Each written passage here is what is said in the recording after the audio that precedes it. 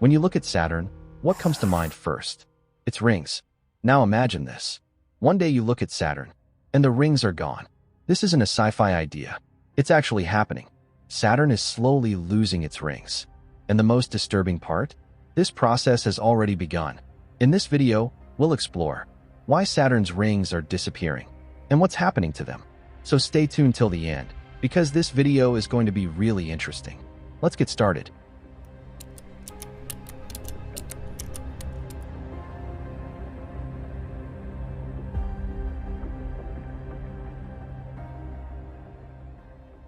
When we look at photos of Saturn, its rings appear like a solid object, almost like one giant disk wrapped around the planet. But in reality, Saturn's rings are not solid, and they are not a single piece. They are actually made up of billions of tiny particles that orbit around Saturn. These particles vary a lot in size. Some are as small as grains of ice, while others can be as large as a house. That means within the same ring, you'll find tiny pieces of ice along with big, rock-like chunks. Now the most important question, what are Saturn's rings mainly made of? The answer is water ice. According to scientists, the majority of the rings are composed of almost pure water ice. That's why Saturn's rings look so bright and shiny. Ice reflects light very well, especially sunlight. Along with ice, there is a small amount of dust and rocky material, but that's secondary. If the rings were mostly made of rock, they wouldn't appear this bright. NASA's Cassini mission clearly confirmed this. Now let's clear up another misconception. Many people think Saturn's rings are like a continuous sheet. That's not true. The rings are actually divided into multiple layers. The most famous ones are the A ring, B ring, and C ring. Between them, there are visible gaps, like the Cassini division. These gaps exist because Saturn's moons constantly disturb the ring particles through gravity. In some regions, particles get densely packed. And in other regions, almost empty gaps form. And yes, Saturn's rings are extremely thin. This part is pretty shocking. The rings stretch thousands of kilometers horizontally, but vertically, their thickness is only a few tens of meters. So around a giant planet, there's an almost paper-thin structure orbiting in space. Overall, Saturn's rings are not a simple feature. They are a dynamic system. Billions of icy particles, multiple rings, gaps, gravitational effects from moons, and constant motion. And because of this complexity, it's important to understand that these rings are not just a pretty decoration. Because once we understand what the rings are made of and how they behave, only then can we ask the next question. Where did these rings come from?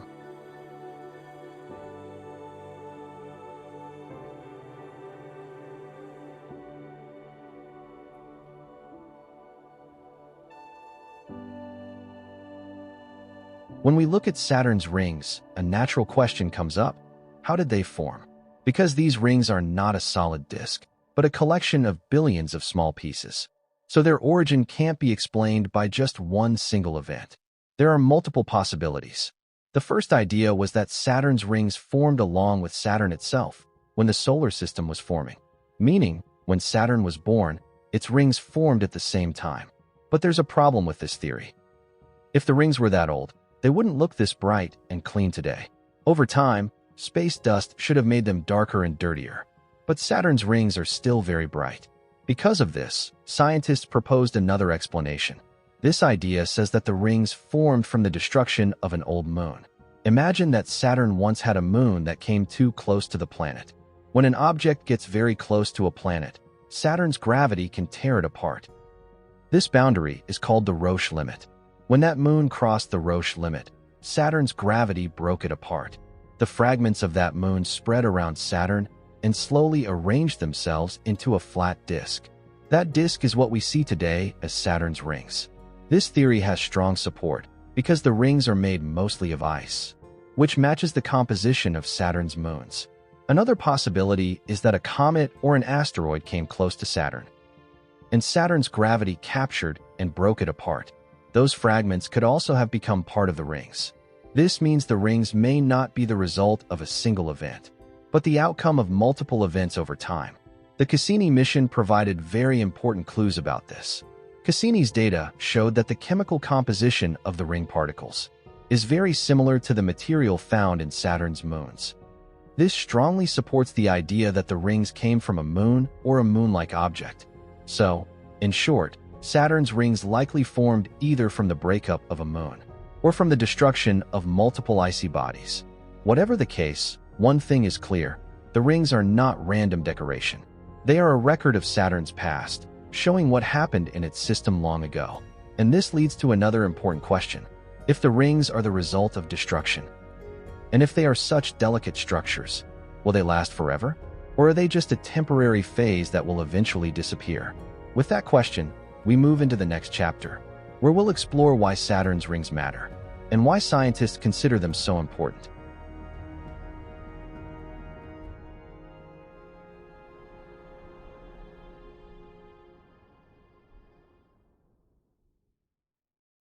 Now let's talk about why Saturn's rings are important. Because if we just see them as pretty decoration, we won't fully grasp the impact of the problem we'll discuss in the next chapters. First of all, Saturn's rings are what make it stand out from other planets. Jupiter, Uranus, and Neptune also have rings, but theirs are faint and almost invisible. Saturn's rings are so bright and massive that with any telescope, especially in Hubble or Cassini photos, they become a major part of the planet's identity. Without the rings, Saturn would look like a normal gas giant, and our imagination wouldn't create that iconic image of Saturn. But the rings aren't just for beauty. They are extremely important for science too. Studying the rings and their particles gives scientists a chance to understand the moon's orbits and Saturn's gravity field. The dynamics of the rings and the gaps, like the Cassini division, directly show how Saturn's moons are interacting. By observing the rings, we can also understand Saturn's internal and external processes. This knowledge is critical for planetary formation and evolution. The rings also act as a historical record of Saturn. Their composition tells us what objects existed around Saturn before, which moons broke apart to form particles, and when collisions occurred. It's like a live snapshot of events millions of years ago. Cassini data from NASA shows that the ice and rock composition of the rings mostly matches the material of Saturn's moons, which supports the idea that the rings resulted from a destructive event. The most interesting part: the rings aren't permanent. They are delicate, constantly moving particles, influenced by Saturn's gravitational and magnetic forces. The system may look stable, but it won't stay constant forever. We're lucky to be observing this unique stage. In the universe, many beautiful things are temporary, and Saturn's rings are a classic example. And naturally, one more question comes up. If the rings are so important yet fragile, why are they disappearing? This curiosity will take us to the next chapter, where we'll explore in detail how and why Saturn is losing its rings.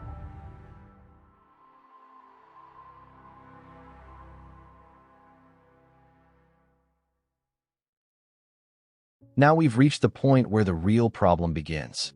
Saturn's rings aren't just getting old. They are actually disappearing. And this isn't happening because of an explosion or an accident. It's a slow, continuous, and completely natural process. First, let's understand an important term: ring rain.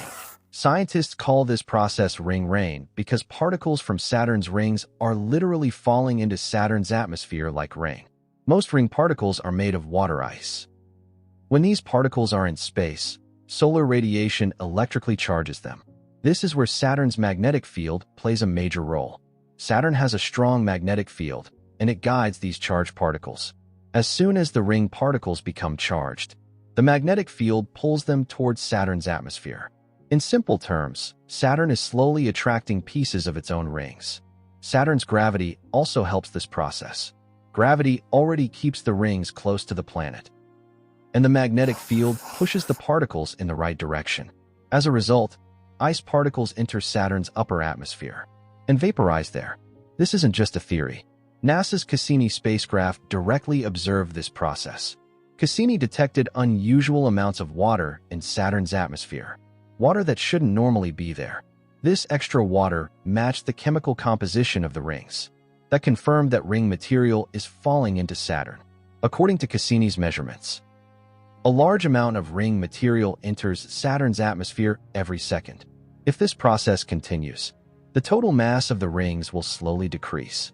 The rings won't disappear suddenly, but over time, they will become thinner and fainter. Another interesting point is that this process isn't even. In some regions, ring rain is more intense, and in others, it's weaker. This happens because of interactions between Saturn's magnetic field and its moons, so the rings are being lost unevenly. That's why scientists consider Saturn's rings to be a temporary structure. They may look stable, but internally they are constantly changing. Saturn's rings are in a phase where they are existing and being destroyed at the same time. And now that we understand how the rings are disappearing, one final logical question remains. How long will this continue? That's what we'll answer in the next chapter, where we'll finally talk about the timeline.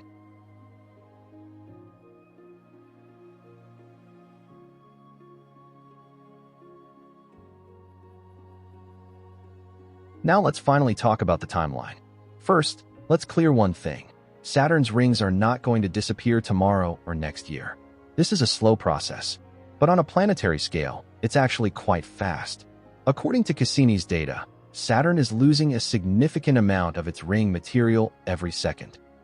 Based on this rate, scientists estimate that if this process continues the same way, then in the next 100 to 300 million years, Saturn's rings will either become extremely thin or almost completely disappear. Now, there's an important point to understand here. Saturn is a planet that is billions of years old. Compared to that, 100 to 300 million years is a short time. That means, in geological terms, the future of Saturn's rings is quite limited. They were never meant to last forever. So when we see Saturn with its rings, we are actually observing a temporary phase. Saturn's rings feel permanent to us, but nothing in the universe is truly permanent. Even the most beautiful and iconic things change over time. Saturn's rings are one such example. They look stable, but deep down, they are slowly fading away. We are a lucky generation that gets to see Saturn in its most dramatic and beautiful form. In the future, Saturn will still be the same planet, but its identity will look completely different. If you enjoy understanding interesting and strange facts about space and the universe, don't forget to subscribe to the channel and like the video. In these videos, we explain space concepts in a simple and realistic way. And yes, if you want to know something weird about space, I've made a video about what different objects in the universe would smell like. The link to that video is in the description or the pinned comment. You can click there and watch it.